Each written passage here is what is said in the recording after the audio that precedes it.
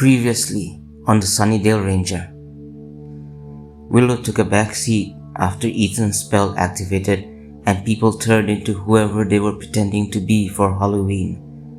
Niko, one of the Series 5 Galaxy Rangers, now controls Willow's body.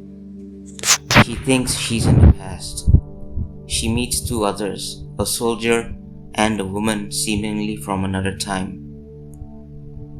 Is this time travel? Then how? Then again, why is Cordelia saying she knows them as Xander, Buffy, and Willow? What's going on? They are on the way to see Giles since, according to Cordelia, he's the person who could help. And now, the conclusion. Sunnydale, later that Halloween night. Cordelia was confused about what was going on, as the motley crew of people, all of whom were her friends, or more like acquaintances, had been following her as she ran towards her car. Cordelia glanced over her shoulder at the confused looks on their faces, especially Xander, who she found to be quite attractive in his uniform.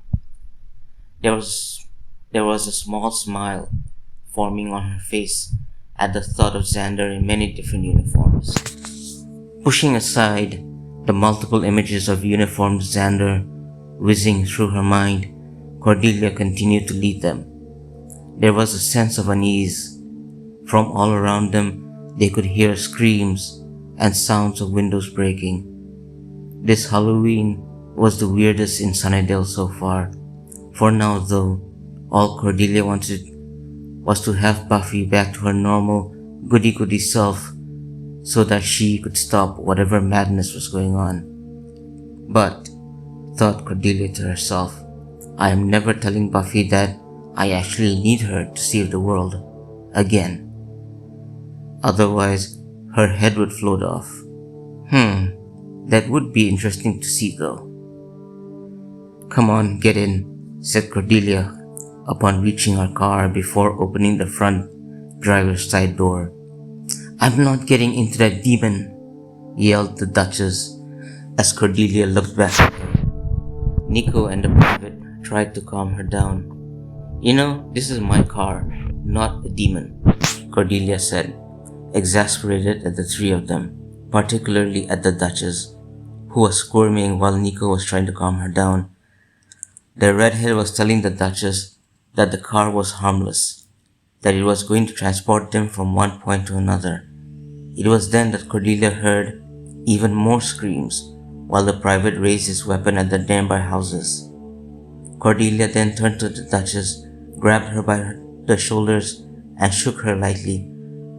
We're going to the school library where I'm so sure Giles is gonna be. At least I hope. Because if he's not, well, I don't know where he lives. Anyway, either you get in, or I leave you here. Basically, Buffy, or whoever you're pretending to be, grow some balls. How dare you speak to me that way, yelled the very insulted Duchess. She's right, said Niko, placing a hand on the Duchess's shoulder and stood next to Cordelia. The latter stared at the redhead in surprise. Cordelia narrowed her eyes at Niko. Cordelia immediately knew there was something horribly wrong with the redhead. Willow just said that I'm right, thought Cordelia to herself, as she watched Niko telling the Duchess that all she had to do was close her eyes and the redhead would help her get into the motorized carriage. Cordelia watched the Duchess nod her head. The Duchess then closed her eyes.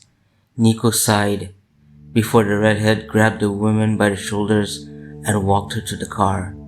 Cordelia then saw Niko glancing at her before gently saying, so as not to frighten the already terrified Duchess, that they needed to leave, that those things could be getting closer.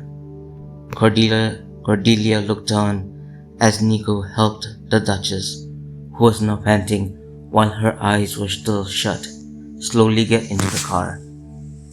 She then closed the door after telling the Duchess to keep her eyes closed shut, and when the door closed shut, Niko stared at the reflection on the window, and she was shocked. Yeah, let's go, said Cordelia as she got ready to get into the car when she suddenly stopped. She stared at Niko, who was staring at her own reflection in shock. Cordelia saw Niko then touch her own face while looking at her own reflection on the window of the rear passenger side door. Hey, you alright? This isn't my face, Niko whispered, looking up at Cordelia over the roof of the car. She pressed her hands down on her own forehead, cheeks, neck, and ears. This isn't my face. What kind of a mystic ritual is this?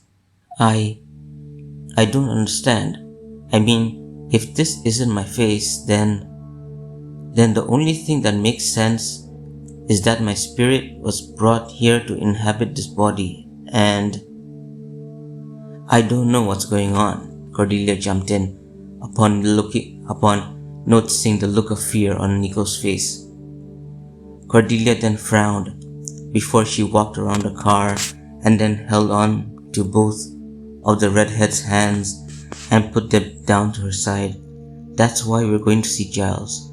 He'll know what's going on. He'll know why you call yourself Niko and not Willow. I mean, that's who you really are.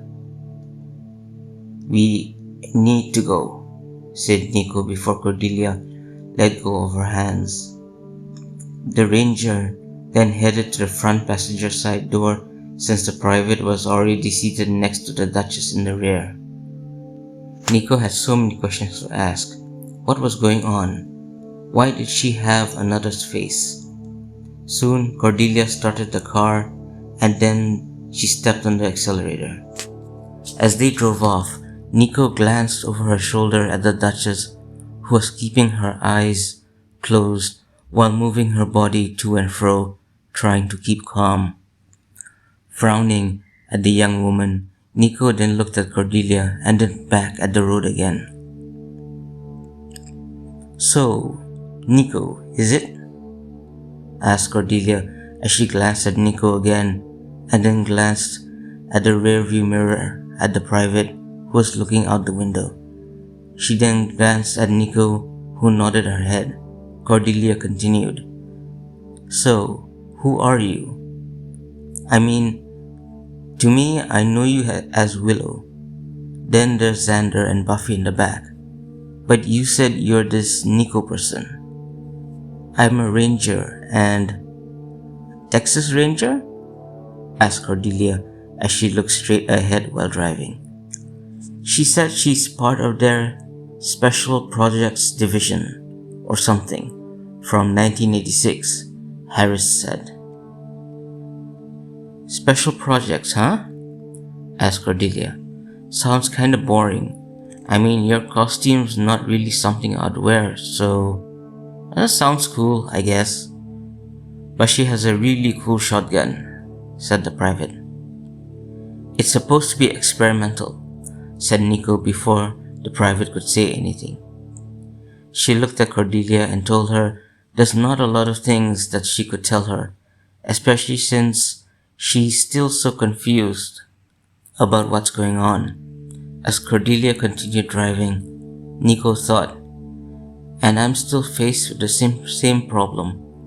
If my spirit's been brought back in time, then I can't let you know where I'm from. But then again, if my spirit's here, then my body must be in my own time. Hopefully Goose or Zachary will come to my quarters when I miss the briefing, and I hope that they can contact Ariel on Sunnydale. She's the only one I trust to get me back. Niko then closed her eyes and leaned forward on the seat as she made a silent wish. A wish she hoped would somehow travel through time.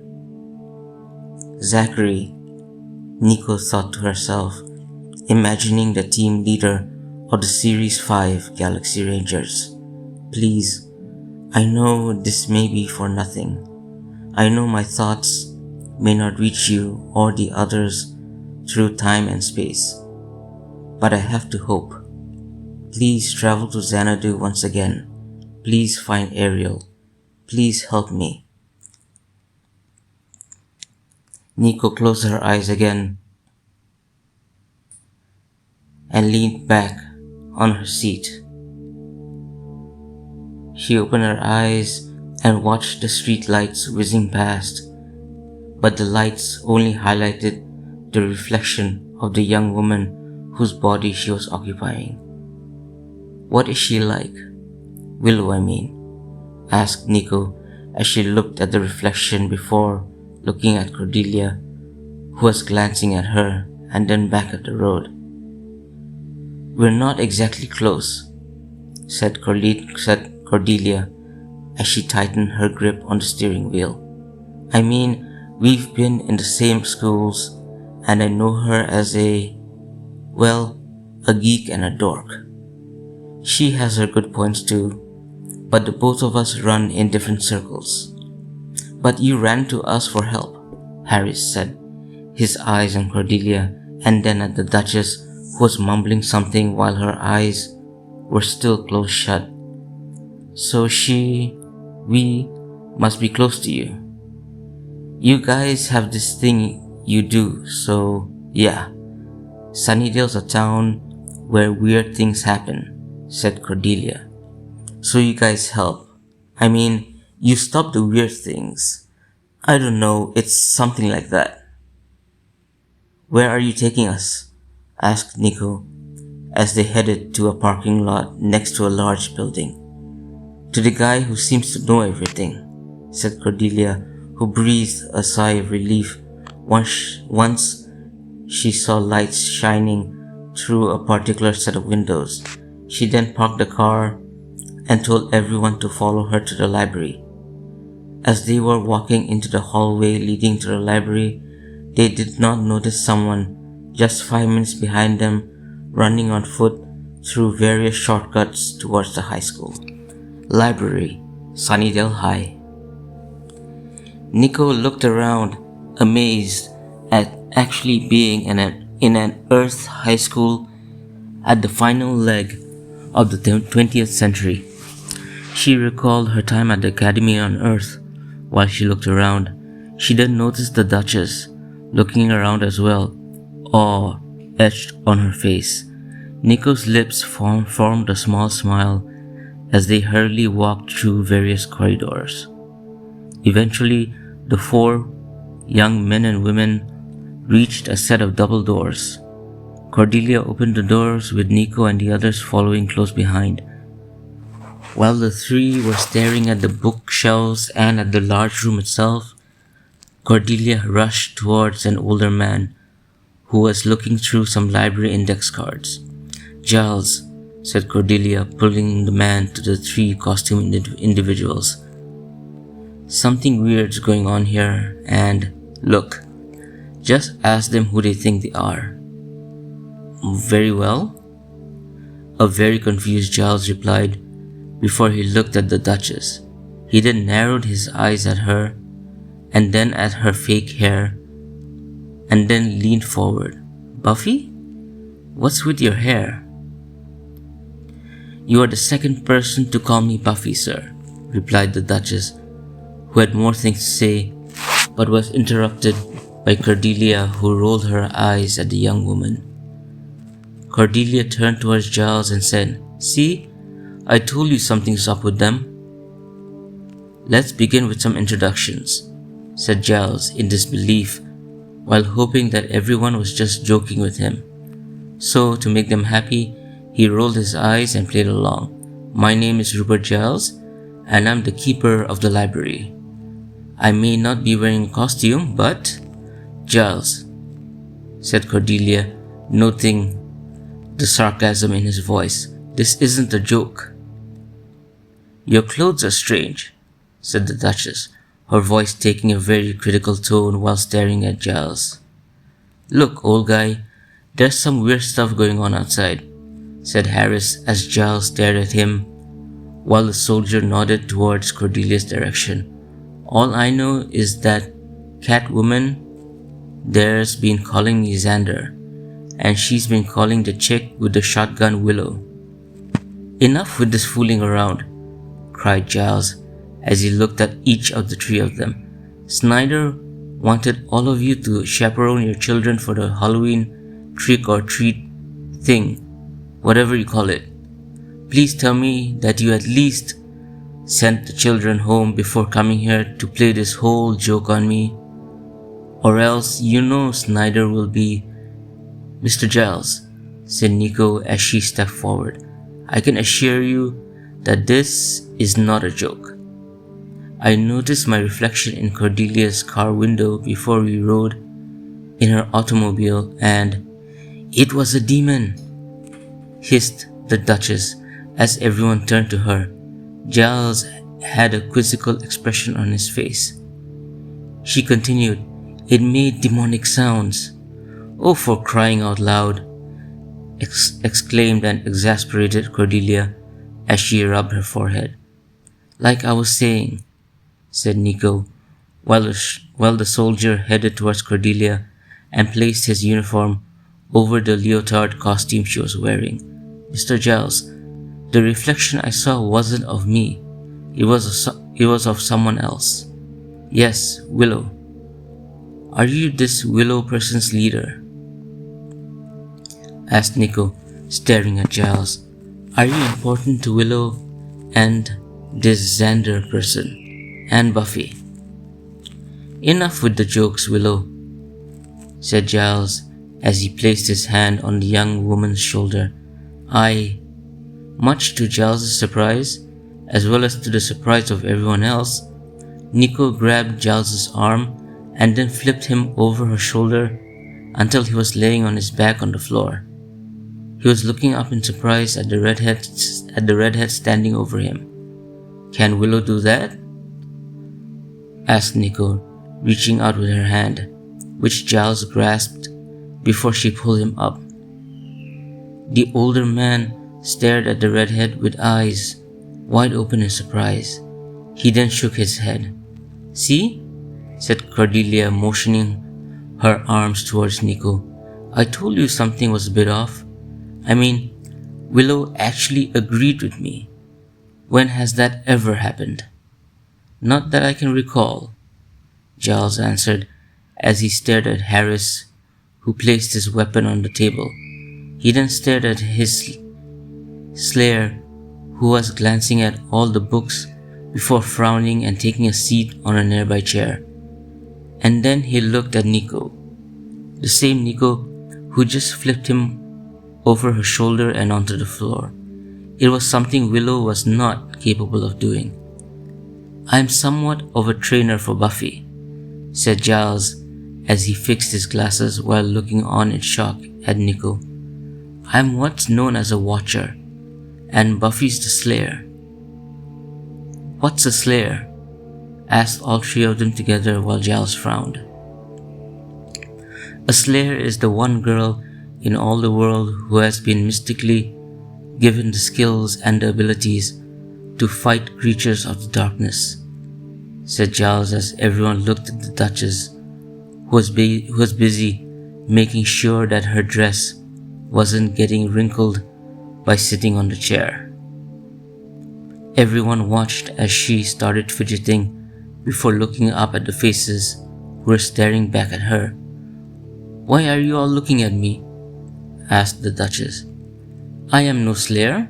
I know what my duty is, to stay back and look pretty so that a husband may find me and..."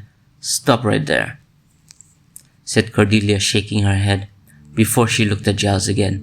"I know I'm not Buffy's best friend," she continued while looking at Giles, "but there has to be some way to get her back. Listening to her when she's like this is kinda like listening to someone scratching a blackboard." "How dare you!" exclaimed the Duchess. She should stand in her outrage, but the seat was cushioned and comfortable, so she didn't. "Mr. Giles, Ever since I arrived in this body, I've been feeling a strange sensation, said Niko, hoping to change the subject. It's as if mystical energies are permeating through everything in the city. Yes, said Giles as he rubbed his lower back. This city, Sunnydale, it's above what we call a hellmouth, a mystical confluence that's been releasing energy into the world. That same energy attracts the supernatural to the city in the form of vampires, demons, and, well, other strange phenomenon have been known to occur. You mean like what happened to us? Asked Niko as she motioned towards everyone else. I mean, we have someone from 1775, 1971, and me. Could this hellmouth have somehow brought our spirits from our own time period to this time? Strange things have been known to occur, Giles replied as he leaned on the counter while fixing his glasses. But this is the first time I've heard about something like this. Here's the strange bit, said the private as Giles turned towards him. Our weapons don't fire anything. There's just lights and sounds. That's not Buffy, yelled a male voice, soon followed by Niko and Harris taking out their weapons, turning around and pointing them at the man in the dark coat who stood at the entrance to the library. He immediately put his hands up while taking a step back in surprise. Niko, and you, Private, Cordelia said as she rushed towards the newcomer. Don't shoot, he's Angel, a friend. Cordelia then turned towards Angel and smiled. Hi, how are... Cordelia managed to say before being interrupted by Angel. Buffy? He asked after he quickly nodded at Cordelia and then walked past her and the others. He leaned close and stared at the Duchess before asking, Why are you dressed like that? And what's with your hair? The Duchess stared at him with a smile, completely taken with the handsome man. Angel then turned around to the private and then Niko, both of whom were putting their weapons away before looking over at Giles who was scratching his head. Cordelia then, pointing towards Willow, Xander and Buffy, told Angel that the three of them thought they were other people and that they couldn't remember their real identities. I don't know about that, said Angel before turning towards Giles, but I can tell you it's crazy out there. How so? Asked Giles.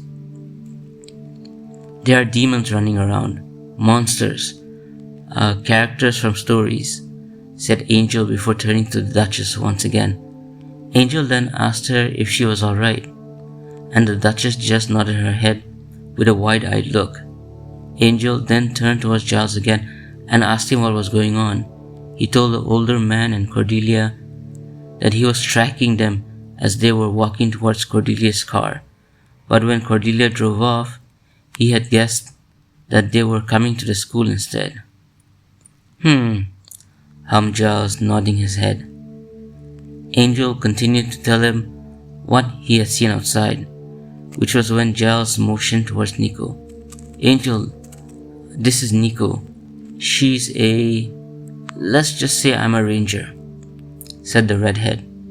I have seen odd things since arriving here, as I'm sure Private Harris there and the Duchess have as well. I don't know about the others, but I've told Mr. Giles that I believe our spirits were brought from our own time periods and placed into these bodies for an unknown reason. And given that Mr. Giles indicated he's the leader of the small group, we were hoping that... What rangers?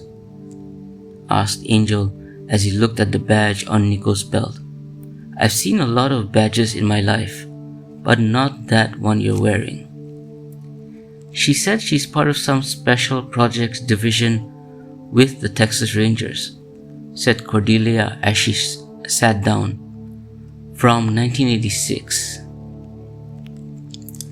Angel looked at Buffy and then at Niko again. Angel knew that Niko was lying about something, and he needed to find what it was. Whatever Niko was hiding could prove vital to why she was brought to this time and why everyone in the city was going nuts.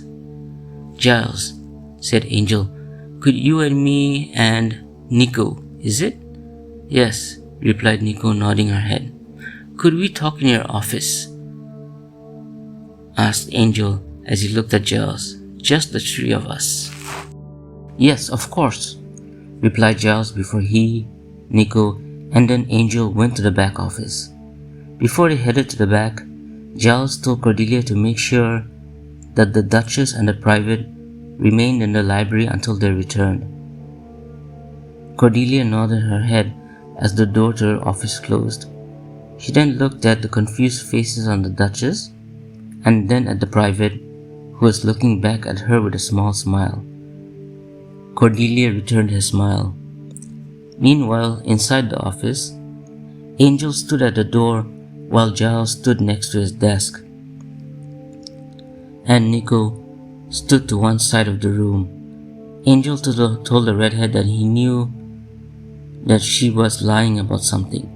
He explained whatever she was hiding may hold the key to why she was in Willow's body, and it may hold the key to sending her back home. Niko just closed her eyes and debated with herself on what she should do.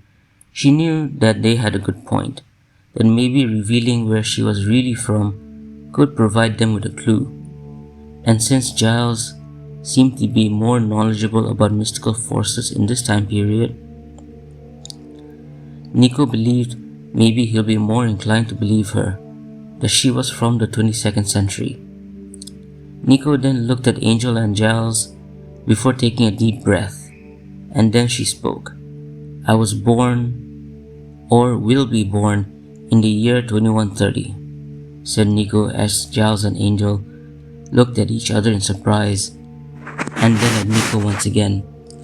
I was born on the colony world of Elspeth. When I was a child, my parents were killed in an attack by an alien race. I was found alive and taken to the haven world of Xanadu, where I was trained by Ariel in the mystics and the use of my psychic powers. She was my mentor, a member of the Circle of Thought, but anyway, I then returned to Earth, and while I won't give you any particular technological details to preserve my own future, I can tell you I joined the peacekeeping arm of Beta, the Galaxy Rangers, and we... what did you say? Asked Angel as he furrowed his eyebrows at her. I was part of the peacekeeping arm of... after that, said Angel. Galaxy Rangers? Yes, replied Niko. May I see that badge? Asked Angel as he walked towards Niko and held his hand out. Please, I know you don't know any of us, but for this once, I need you to take a leap of faith. Angel? Asked Giles as he watched Niko take off the badge and then hand it to Angel. Angel looked at it closely and then at Niko before handing the badge back to her. Angel then turned to Giles and asked him if he could access the internet, that he may have an idea of what's going on, but he really hoped he was wrong. Giles, Niko, and Angel walked out of the back office and then over to the computer behind the front counter. Giles called to Cordelia and asked her to operate the computer since he wasn't sure himself on how to, in his words, operate the thing that goes into the interweb. Niko looked at Giles and tried not to laugh as Cordelia sighed and then got up from her seat and walked around the counter. Taking a seat, Angel then asked her to run an online search for Galaxy Rangers. But, said Niko as she looked at Angel and then at Giles again, We don't exist yet. And here it is, said Cordelia as she clicked the link which brought her to another page. Galaxy Rangers. It's a children's cartoon in the 1980s and... Wait, what? Asked Niko as she stared at the monitor after turning it towards her. She read what was written on the screen before looking at Giles and Angel again. Fiction? The Galaxy Rangers are a work of fiction? Why would you even want to ask about a cartoon? Asked Cordelia as she looked up at Niko while she was still sitting down before noticing the writing on the badge attached to the belt. Cordelia stared at the writing on the badge and then back up at Niko, confused, before recalling a name on the screen. Turning towards the screen again, Cordelia stared at the list of names on the left side of the page.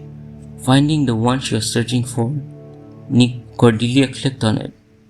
It was a few seconds later that Niko's bio came up on screen. "This is freaky," Cordelia commented. There was also a picture on the left side of the screen, a picture that brought a gasp from Niko standing behind her. That's me. I mean, it's not exactly me, but close enough," said Niko before she looked at Giles and Angel as she walked back in shock. I don't understand. How's that possible? And I can't be fiction. I remember my life. I remember my fellow Rangers. I remember my training on Xanadu. I remember my training on Earth. I remember everything. I even remember the pain I felt the day after receiving my implant. I mean, when I woke up here, I had a headache that went away after a few seconds. It was the same headache I had after the operation, from the same area where the Series 5 implant was placed in my brain. So how can all of this be fiction? If Willow or Niko is fiction, Cordelia said as she stood up. She then pointed at the private and then at the Duchess. What about them? Which fictional characters are they supposed to be? When did you notice things were different? Asked Giles, his eyes on Cordelia while occasionally glancing at the worried look on Niko's face. We had to take kids for trick-or-treating and all of you had on costumes? Asked Angel. Well, duh, Cordelia replied. We dress up for Halloween and get candy, you know. What's going on? Asked the private, who noticed the worried look on Niko's face. Niko? I'm a cartoon, Niko whispered, not looking at the surprised soldier. A work of fiction and... Huh? Asked the soldier. Angel, said Giles, rubbing his chin while Niko was leaning against the wall. She was taking deep breaths as she tried to absorb what she just learned. In the meantime, Giles continued, You said you saw monsters and characters from stories. I did, he replied, nodding his head. At the same time, the Duchess walked over to the counter and stood next to the private. It's like the whole town became crazy all of a sudden. I gotta agree, said Cordelia. My back was turned, but I heard screams behind me, and I turned to find demons coming after me. I thought the kids I was supposed to be watching ran away, so I ran. Niko's a fictional character, said Giles as he glanced over at the redhead, who had her eyes closed before looking at the private and the Duchess. But I don't think that Xander and Buffy are works of fiction. Huh? Asked Cordelia as Niko took in another deep breath and looked up. She could see that Cordelia, Giles, and Angel were trying to help. With her training in mystics and being her team's mystical and archaeological expert, Niko knew that she could help them, despite what may happen to her at the end of the day. It's Halloween, Niko pointed out as she walked towards them while Giles and Angel looked back at her. In the meantime, Cordelia looked up Niko's bio again. She's supposed to be the Series 5 Ranger's expert on all things mystical and archaeological, said Cordelia as everyone looked at her. She then pointed to her left. It's on the screen. Yes, said Niko softly. I'm a trained archaeologist. I'm also trained in the mystics and have natural abilities in psychokinesis and clairvoyance. When activated, my implant boosts my power to a much higher degree. But if I'm a work of fiction made real, then I won't be able to use my implant for an extended period of time. Why is that? Asked the private as he looked at Niko with an eyebrow raised. I have to recharge my badge using alpha radiation, said Niko, and I'm not sure if this time period or reality has the necessary equipment to recharge it. If we can't find a way to, I don't know, reverse whatever's happened, then we're all stuck as the characters we are. And that's what Mr. Giles was going to tell us, Niko continued as he looked at the older man. This is Halloween, so we became who we dressed up as, right? That is what it appears, said Giles, fixing his glasses. From what Angel said about storybook monsters and the sudden appearance of all these demons, as told by Cordelia, that's my suspicion. If that's true, said the Duchess as she pointed at Cordelia, why isn't she a cat? That was a good point. Cordelia, said Giles, where did you get your costume? Party Town. How about the others? I heard another store opened recently, said Cordelia. If they didn't make it themselves or get their costumes from Party Town, then the other store in Sunnydale's the main culprit. It's called Ethan's. Ethan's? Asked Giles with a frown. His face seemed to suddenly get darker. Cordelia, find me an address for Ethan's. Giles? Asked Angel as he looked at the man when they suddenly heard sounds of windows breaking. They heard the Duchess scream. Angel jumped over the counter and grabbed the Duchess just as 4 demons slipped into the library through broken windows at the opposite end of the entrance. Niko, despite now knowing that she was just a work of fiction, also knew that at heart she was still a Galaxy Ranger and their first duty was to protect people. This is different than fighting against the Crown Empire, thought Niko to herself as she too jumped the counter and took out her weapon, as did the private, and aimed it at the demons. In the meantime, Giles locked Cordelia in his office and told her not to make any noise. Cordelia was about to issue a reply to the librarian, but Giles locked the door and then picked up the axe and crossbow that he kept beneath the counter. He threw the crossbow to Angel, who grabbed it after pushing the Duchess behind him and then aiming it at the snarling demons. Angel! A male voice cried out as Niko and the private turned to face the entrance while Angel and Giles looked over their shoulders. The doors closed behind a man with bleached hair and wearing a black leather coat. Fancy meeting you here. The man then shrugged. Oh well, some exercise before dinner will do me some good. Spike, hissed Angel with venom in his voice. He made sure the Duchess was behind him. Protecting the Slayer? Spike mocked as he strolled into the room. Niko and Harris kept him in their sights. He was staring at the Duchess and licking his lips. Did something happen? Or maybe she's just pretending. He then smirked. Or how about we go one-on-one? Disgusting! Yelled the Duchess as Angel took a step back while the other demons stepped forward. "Leave," Niko said, pointing her weapon at Spike. "I don't know who you are, but you really caught us at a bad time." "Oh?" said Spike sarcastically. "She's got more balls than the frightened Slayer. It's weird, actually. And a gun? You know a gun can't harm me, right?" "Mr. Giles," called out Niko as the private stood next to her with his weapons raised. "Is there a back way out of here?" "Yes," he replied. "Behind the book stacks. Don't shoot the demons," said Niko, glancing at Angel. "They may be just humans in disguise, and—" "Hush now," said Spike, just as he shifted to his vampire form. "It's dinner time." And the Duchess screamed. "Ah!" exclaimed Spike.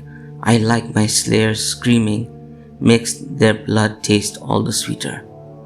"Hey," whispered Niko, glancing at the private and then nodding towards the demons behind them. "Take care of them, will you?" "Will do," he replied, turning and then aiming at the 4 demons. "Mr. Giles," Niko said, "get Cordelia and then run. Angel, take the Duchess with you. Follow Mr. Giles out of here."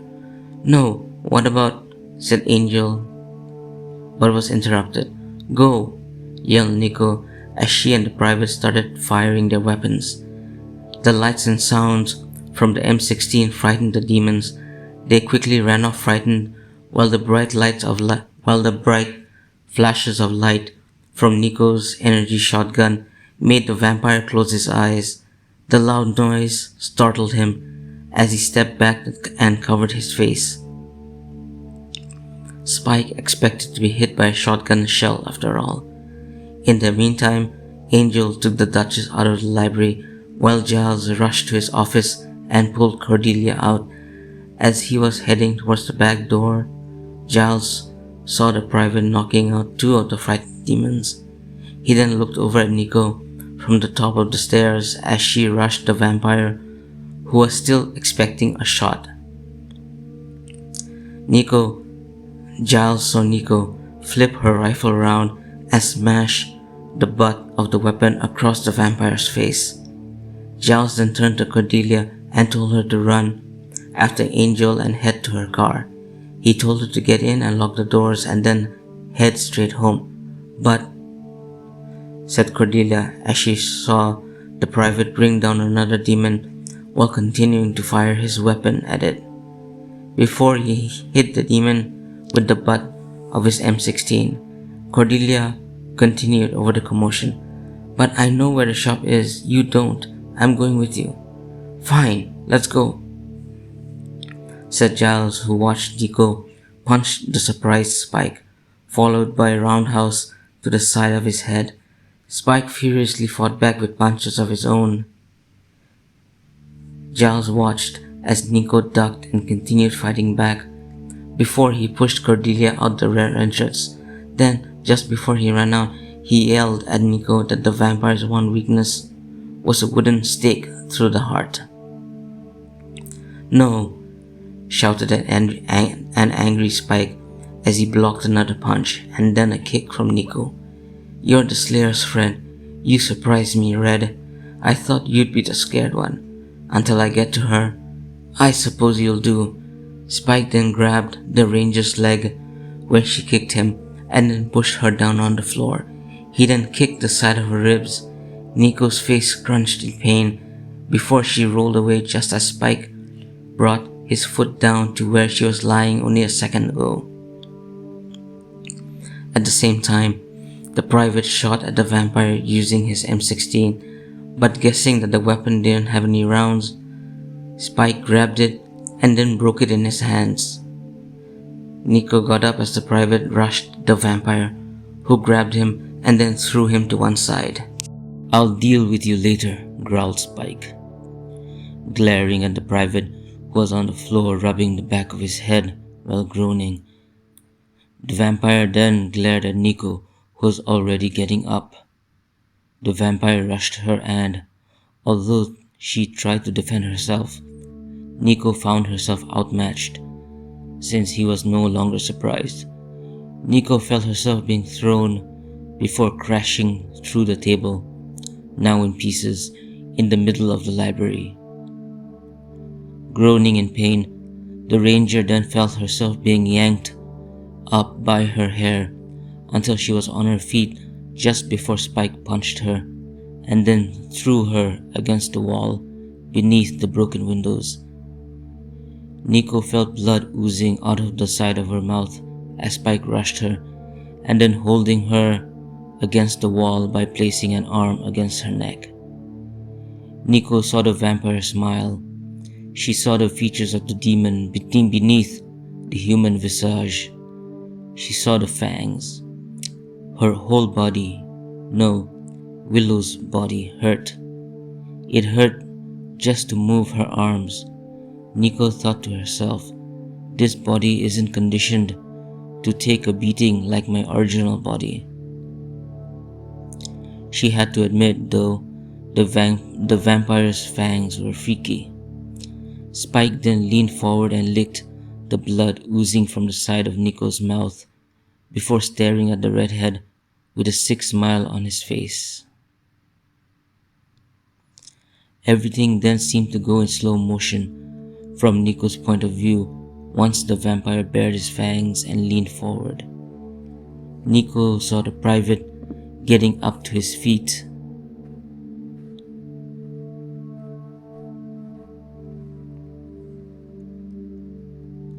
In slow motion, he was yelling something unintelligible and reaching out for her. Niko then saw movement out of the corner of her eyes. It was Giles and Angel rushing back into the library, but to Niko they were moving so slowly. It was then Niko felt another odd feeling. Her eyes shifted their gaze towards an old, gray-haired woman standing in the middle of the room. She was smiling back at her. Ariel, thought Niko, her mentor staring back at her, her lips forming a smirk. It's my imagination. Just my imagination. You're not really here. No, I'm not, Niko, Ariel said. Spike's fangs were almost at Niko's neck. But that does not matter. Whether you are fiction or not, whether we are fiction or not, it does not matter. What matters is who you are right now. You've been trained in our ways. You've been trained as a ranger. Now, hold on to those. Remember the training you receive. Use what you know to defeat that monster. You are Niko, one of the children of Elspeth. You know who you are, Niko. Who are you? I'm a Galaxy Ranger, said Niko, as Spike stopped, pulled back his head, and stared at her in surprise. Huh? Said the vampire, as Giles and Angel ran down the stairs at normal speed. For the second time that night, Niko managed to surprise Spike as she gave him a headbutt to his nose that made the creature grab it in pain. She then kicked at his chest and pushed him back until he was in the middle of the room among the remains of the wooden table. Angel and Giles were standing close to Ranger, the latter holding her up while she wiped the blood that was coming out the side of her mouth. Spike stood and glared at all of them. He was surrounded by the Slayer's allies. He called for the demons, but all of them were unconscious. He glared at the private, but he wouldn't have the time to kill him before he was set upon by the others. He'll have to escape. He'll live to fight another day. He'll live to kill the Slayer another day. And then he'll kill all her friends. Spike then glared at Niko. He knew that something was a bit off with her, making a mental note to watch her too. He then glanced at Giles and Angel. He knew he could take Giles, but Angel would be tougher to beat. A smile on his face, Spike changed his mind. He'll grab Harris as a quick takeaway snack. He turned to the private, who had his arms up and ready for a fight. However, Spike never got far. He felt himself get smashed into the floor without anyone touching him, while, at the same time, the pieces of wood were rising in the air. With his eyes wide open in shock, Spike felt the unseen hold on him let go just as the pieces of wood sped towards him. He rolled immediately to one side. However, a sharp piece of wood impaled his shoulder before he screamed in pain. He quickly got up and then turned towards Niko, who stared at him in anger, while the others were just surprised. Niko was surprised, but she tried not to show it. She had thought about throwing all the wood from the broken table towards Spike, and then her thoughts happened. Telekinesis was never her forte, so why now? What made this time different? She supposed it didn't matter. Spike was still a danger to them all. "Get down, Private," ordered Niko as more pieces of the broken wooden table were lifted into the air via Niko's limited telekinesis in Willow's body. She felt exhausted. The Private ducked onto the floor while Spike ran as fast as he could, this time towards the double doors he had come through earlier. Just as he opened the doors, his back was stabbed with another piece of wood just below the heart. He then ran down the hallway towards the school exit. The remaining pieces of wood were embedded into the wall outside the library doors. "Easy, easy," said Angel as Niko stumbled back, while Giles grabbed a tighter hold on the ranger's shoulders. "Was that your ability?" "Yes," answered Niko, nodding her head. She didn't know how she had telekinesis, but it saved their lives. She didn't want to jinx her luck. "I didn't use my implant to boost them, but I think I missed his heart. It wasn't on purpose. I'm a bit tired." "Willow's body isn't used to the rigors of your training," said Angel. "But nice job." "How about the other two ladies?" asked the Private. "Buffy and Cordelia are locked in my car," said Giles. "Speaking of which, we had better leave for Ethan's. This ends tonight." Ethan's, Sunnydale. Giles had given Angel the keys to his car and asked him to take Buffy and the Private back to her house while he accompanied Niko and Cordelia in her car to Ethan's. When asked if he was sure they could handle whatever was going on, Giles told Angel that he could handle it. He also added his issues with Ethan were personal. "I'd like to know what's going on, Giles," said Angel. "If my theory is correct," said the Watcher, "I'll meet with you at Buffy's house once this spell has been lifted. I'll explain everything then." Now, after Cordelia parked her car outside Ethan's costume shop, Niko, Giles, and herself got out of the car, but Giles told Cordelia to stay put. Cordelia looked around the area, heard the distant sounds of screams, and then told Giles there was no way she would be waiting outside by herself. Nodding his head, Giles walked towards the door to the shop and tried to open it. Finding that the door was locked, the man then stepped back as Niko took a few steps forward and mentally disengaged the lock. She then opened the door and walked inside, followed closely by Giles and Cordelia, who closed the door behind her. They found that the entire store was dark and empty. Giles whispered that Ethan must have sold all the costumes, and that he must have performed a ritual that activated a curse, which enabled the costume wearers to become whoever it was that they pretended to be for Halloween.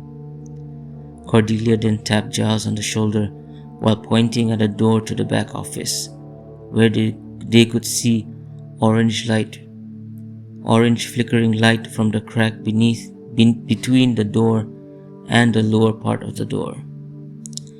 The three of them walked towards the door and then opened it. They found a room lit with candles. There was a symbol drawn on a table, and in the middle of the symbol rested a two-faced bust facing opposite sides. The eyes of each face were glowing green. "Janus," said Niko as she walked towards the bust, "a mythical Roman god." Niko could feel magic pouring out of the statue. Dark magic. "Meaning?" asked Cordelia.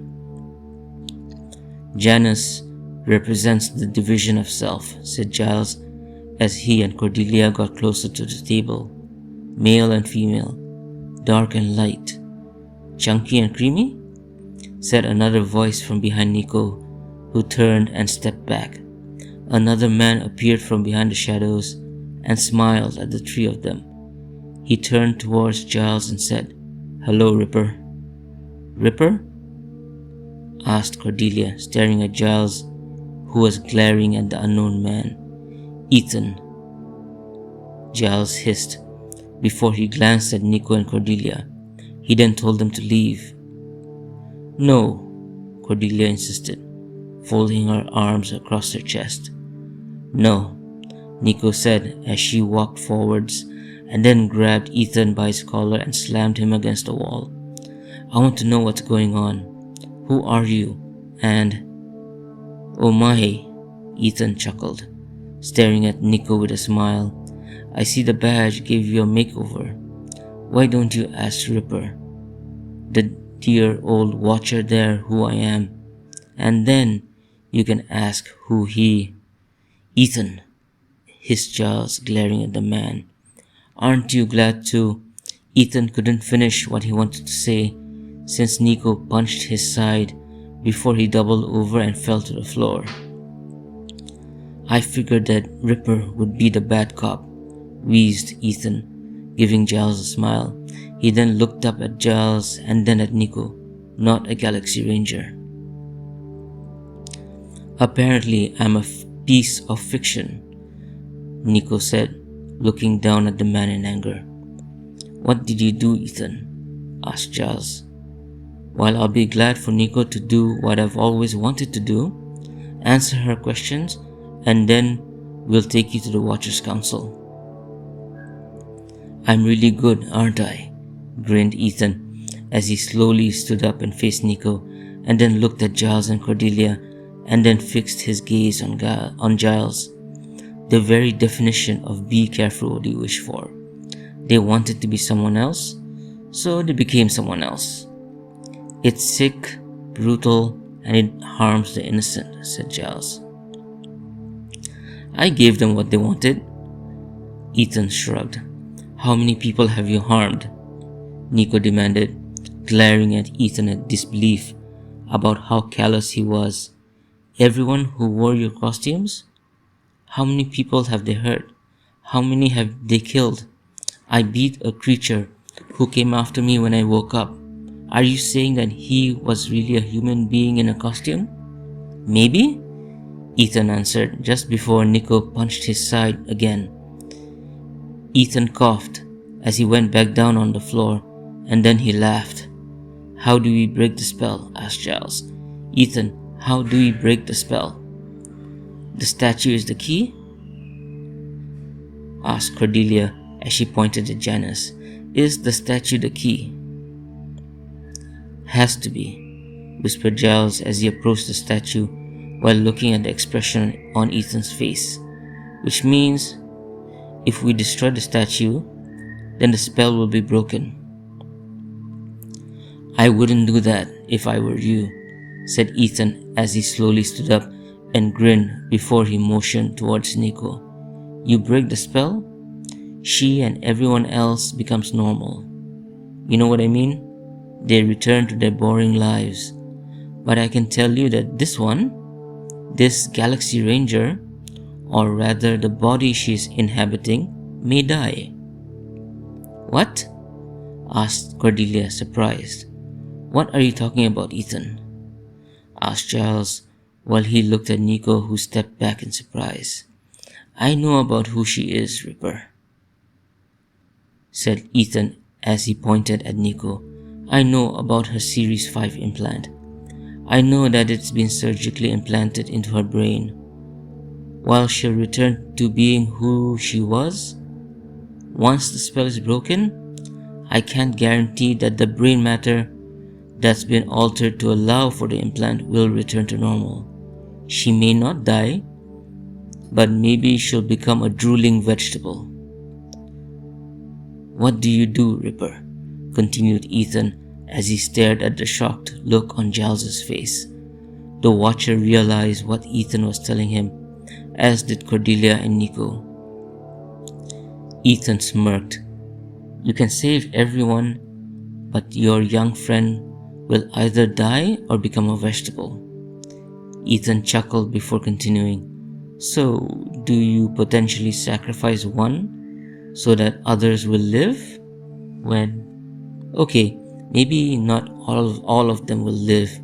After all, who knows what costumes I've sold. Anyway, your other choice is to keep Niko here alive and cause untold suffering to the other residents of this quaint little town? Ethan, growled Giles, who had his fists tightened until his knuckles were white. This is low, even for you.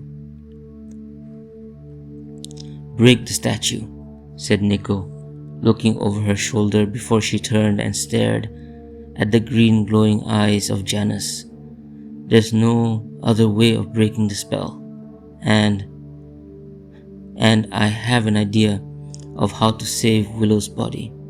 I don't know if I can save anyone else, but I know I can save her. You can't, said Ethan. Niko's back was towards him. She was staring at the bust. You'll die.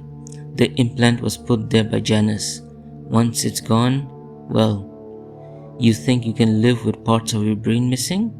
You think you can live without the implant to regulate those oh so useful electrical impulses in your brain? You'll become a vegetable. Or you'll die. Ethan shrugged before saying, either way, not good for Willow. We'll find another way, Niko, said Cordelia as she ran towards the redhead. Concern was etched on her face. Mr. Giles, said Niko as she looked at the statue. Is there really another way to stop this?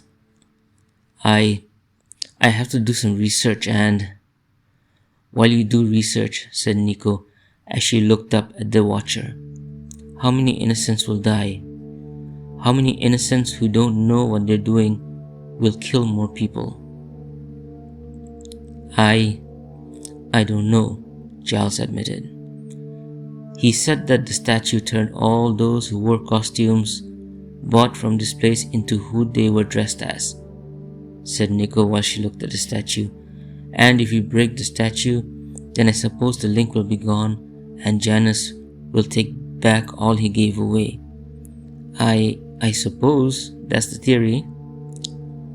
Break the statue when I tell you to, said Niko as she looked at Cordelia and then at Giles before glaring at Ethan. And make sure he gets handed off to law enforcement. Niko then pressed the badge on her belt.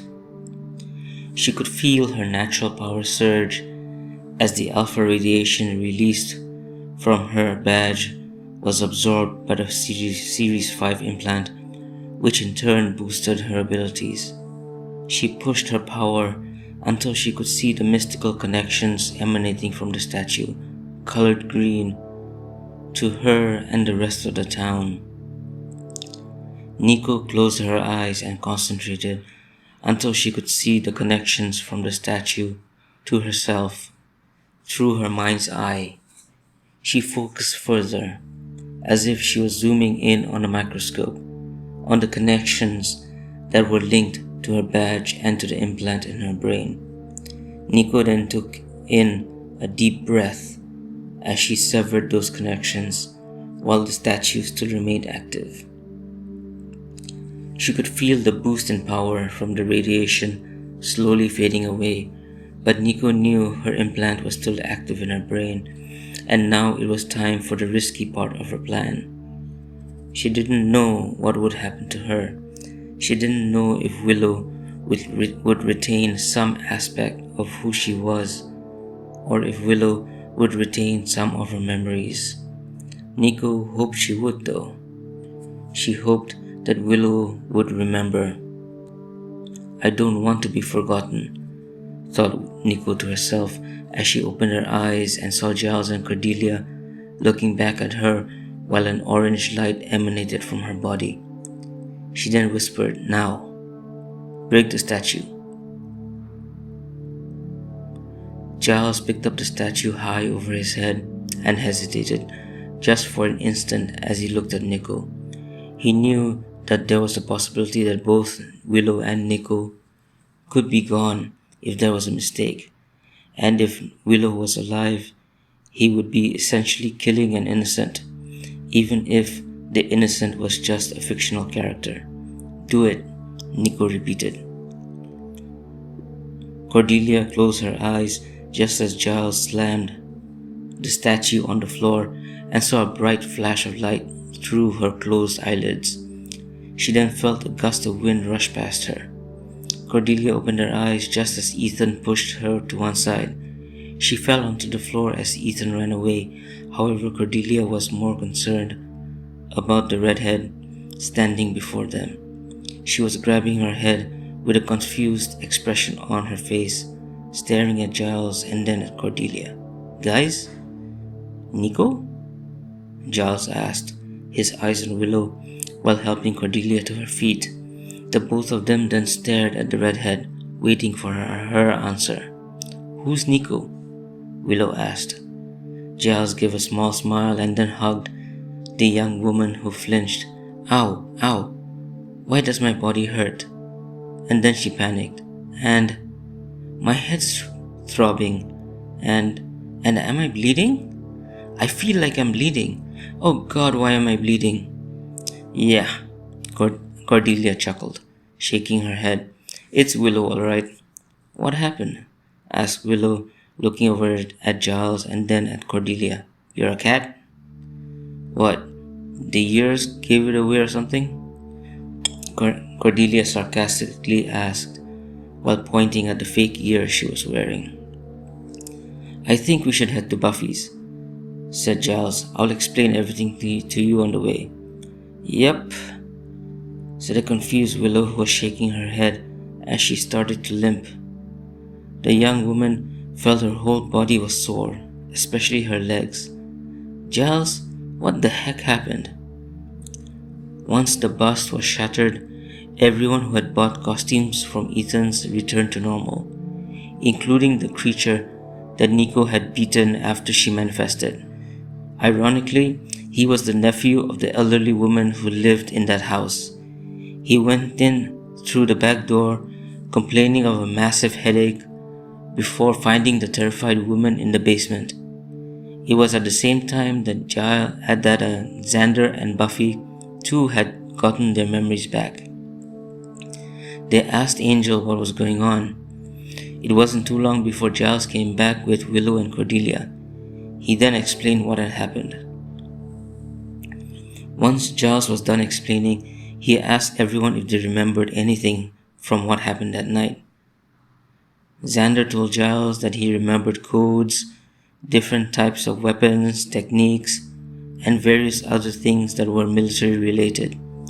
Buffy also said she remembered about who she was, that she could understand French. However, Willow was the only one who said that she didn't remember anything about Niko. "Maybe using our implant must have done something to your mind," said Cordelia. Willow shrugged. "Yeah," replied Willow, rubbing her head as she stared at their still brand new badge. She looked at it for a few more seconds and then placed it back on her belt before looking at Giles. "My whole body hurts, Giles. You think you could drive me home? I'm having a headache to end all headaches." "Certainly," answered Giles, helping Willow to the door before turning around. "Once I take Willow home, I'll return, and then we'll help get the children to their homes."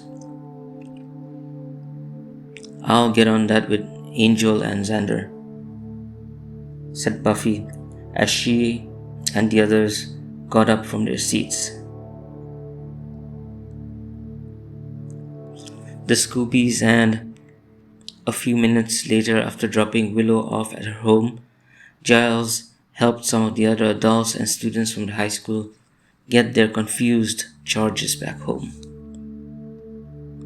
Library, Sunnydale High, the next day. It was the next morning that Giles made a report to Snyder that some immature students must have broken into the library after he left for the day. They broke windows and destroyed his table. Despite being unhappy about spending more money for the library, Snyder authorized new glass panels for the library as well as a new table, which were brought to the place at 10 in the morning. It was an hour and a half later that Willow strode into the library to find Xander and Buffy seated around a brand new table, while Giles was talking to all of them. "Hey, Will," said Buffy when she noticed her best friend. "I see you're feeling better?" "Uh-huh." Willow nodded her head. She stretched her arms over her head and yawned before she put her backpack on the table. She then sat next to Buffy and told them that her body still hurt, but she was feeling much better than last night, although I'm still beat. "Giles was telling us that you went all Slayer on Spike," said Xander as Buffy grinned at Willow. "No," squeaked Willow as she looked at Giles with her eyes wide open in surprise. It took a few seconds for Willow's look of surprise to change to a look of horror when she came to a realization. "No, this means that Spike's gonna be coming after me. And, oh no, Giles, my home. He can come into my home, right?" "Spike does not have an invitation to go into your home," assured Giles. A relieved Willow nodded her head. "And until we've taken care of him, stay close to Buffy. That's the best thing we can do." I'll beat him to a pulp, Will," said Buffy as Willow smiled at her. "Then he'll stay away from you and he'll come after me again." "Anything on Ethan?" asked Buffy. Her eyes shifted towards Giles. "No," Giles said, shaking his head. "We've got people in critical condition at the hospitals. Luckily, their prognoses are good, at least according to their doctors. If he comes back again," Xander said, his sentence left unfinished. "Buffy," Giles said, understanding the anger from Xander, "will be patrolling tonight." "And us?" asked Xander as he pointed to himself and Willow. "There's the bronze," said Willow before perking up. "Oh, and we could invite Cordy too." "Cordy?" asked Buffy and Xander as they turned to stare at Willow with quizzical expressions. We ask her to come and then we completely ignore her," said Willow as she started to babble, like how she'd act with us, "Let's not, Xander said. "Invite her, Even Giles telling us how much she helped us is, well, kinda weird. Let's let that pass us by first, huh?" "Alright," replied Willow, shrugging her shoulders while Giles looked at her with eyes narrowed. It was then that the school bell rang and the 3 students prepared to leave for their literature class. "Oh, Willow," said Giles as he walked towards the book cage in one corner of the library, while Xander and Buffy slung their backpacks over their shoulders, as did the redhead. "There's something I need your help with. Could you stay for a few minutes?"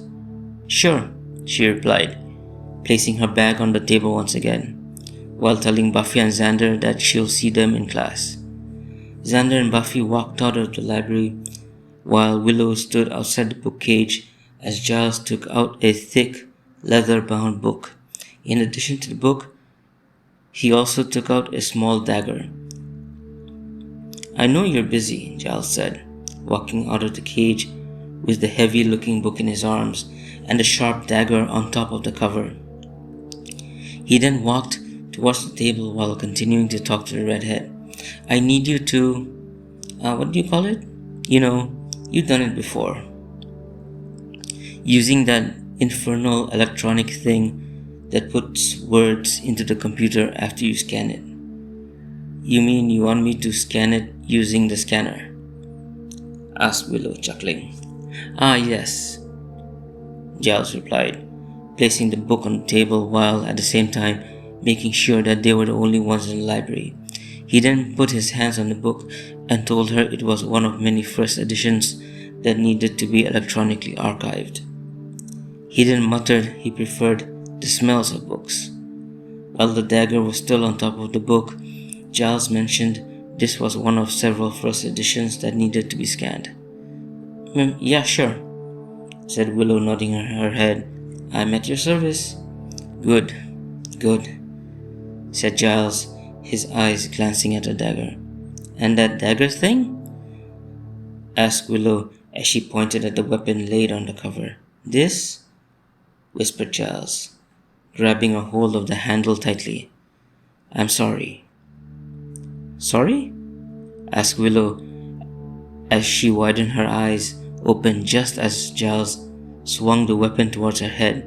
The redhead ducked before rolling away to one side, then stared at Giles in surprise. Giles then rushed at her and swung the dagger again before the young redhead rolled to the left and then performed a backflip to gain some distance away from him. However, the Watcher didn't stop as he rushed Willow again. This time, she dodged the first swing before grabbing the Watcher's arm on the second swing. She then twisted the Watcher's hand. His face contorted in pain before his fingers opened, releasing the dagger from his grip. It clattered onto the floor. Willow then released his hand, but not before placing her leg behind his knee and then pushing him down onto the floor. She then raised her arms up, her hands rolled into fists, and got ready for another round while she was panting hard. What the heck, Giles? Exclaimed Willow. He gave the redhead a small smile before his face twisted in pain as he grabbed his hand. You remember, said Giles as he held his strained hand close to his body while Willow held onto his other hand with both of her own and helped him up. The way you talked about Cordelia, that was a dead giveaway. You knew she did everything she could to help you. Of course I remember, hissed Willow as she looked around the library before turning towards Giles again and then babbling. I remember everything. Niko was trained as a Galaxy Ranger and as a mystic. Giles, I even have her powers. I tried it at home last night. Can you imagine? Oh, and I think the Hellmouth is, I don't know, doing something to me? Or did something to Niko? Cause telekinesis? Not really her thing. I couldn't try the clairvoyance since I'm not used to it, so I need to use my implant, and the badge is really low on its alpha radiation charge. Giles, I know all of her secrets. I have all of her memories. I have some knowledge of the technology she works with, and Giles, it's wonderfully advanced tech. Tech that is admittedly fictional, but still, it's also cool. I'm sorry about the subterfuge, Willow, said Giles, but you can't tell Buffy. Willow shook her head, or Xander. Willow, said Giles, they need to know. No, they don't, countered Willow. Buffy's the Slayer. She's got things to worry about, and I don't want to add anything else on her plate. And Xander? Dear Xander's gonna be worried, and I don't want him to be worried. And Spike? Giles asked. Like I said, replied Willow, I have Niko's experiences, her training, her memories, her implant, and her powers. I could keep Spike away for a little while until Buffy comes and takes care of him. And maybe then I'll tell her that I've got Niko's fighting and mystical training. But not now. I don't want to give her a reason to see me differently. She won't see you differently, said Giles. She will, replied the redhead as she picked up her bag. I gotta go to class, Giles. Please don't tell them. Fine, he said. And get your hand checked, exclaimed Willow as she strode towards the door. It was then that Giles noticed that Willow was walking much unlike how she used to walk around school. This time, it seemed as if she was more confident. Buffy and Xander won't see a difference, thought Giles to himself, just as Willow stopped and turned around, at least for now. Giles, said Willow, nearly at the double doors, I have Niko's training, but my body, it's not used to, all the martial arts stuff. What I'm trying to say is that, can you train me? When you're not training Buffy, can you train me? Of course, said Giles as he fixed his glasses. But since you have Niko's training and her memories, all we need is to condition your body. We can start from tomorrow, an hour every day for a week. I just have to show you the exercises you can do, and then you can continue at home. How does that sound? Great, said Willow with a smile before she turned and ran out the door. Giles gave a small smile before his face twisted in pain once again as he grabbed his strained hand tightly. In the meantime, Willow ran through the hallways towards her class with a smile on her face. She remembered Niko's friends. She remembered Doc, Zachary, and Goose. She felt her heart skip as she thought of the blonde ranger. It was then that she knew that Niko had loved him. Running as fast as she could, Willow turned around the corner and bumped into a dark-haired young man who dropped his books onto the floor. Stopping, Willow helped the young man pick up his books, and then she started running again. Sorry, she yelled out, looking back at the young man who looked back at her with an eyebrow raised. He saw the redhead make another turn into a left-turning hallway before he whispered to himself, Just who is that girl? The end? Well, thanks for listening. Willow's story will continue in The Further Adventures of the Sunnydale Ranger, which will be uploaded soon.